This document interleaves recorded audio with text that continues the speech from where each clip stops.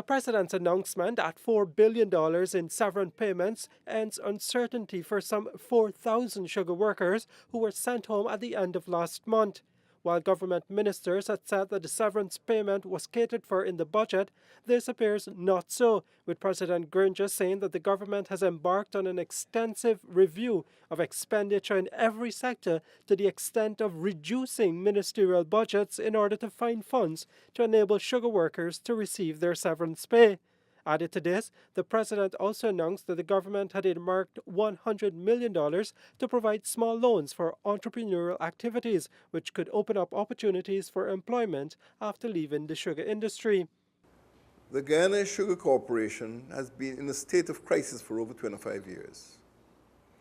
The government has acted resolutely and responsibly to protect the livelihood of workers, to preserve the viability of rural communities, and to prevent the further financial depletion of the country's treasury.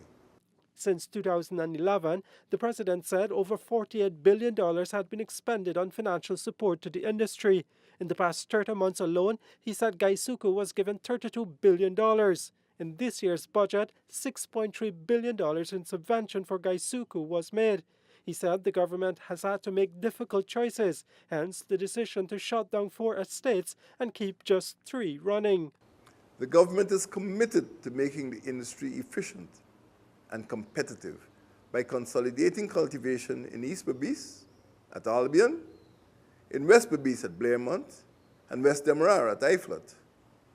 The corporation will aim at producing 147,000 tons annually, preserving 3 enlarged estates and protecting the jobs of over 11,000 workers. The government is committed to the welfare of sugar workers and their families. The president said, too, that GAISUCO is working actively to cushion the impact of retrenchment on workers' livelihood.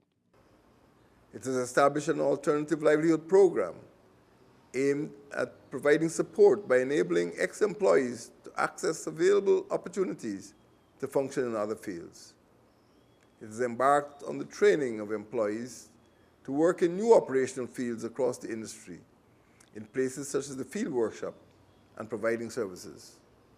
It has engaged 500 employees from West and East Demerara estates, with over 100 of them signaling their willingness to be retrained in fields such as carpentry, masonry, plumbing, mechanical and electrical works, and in small business enterprises.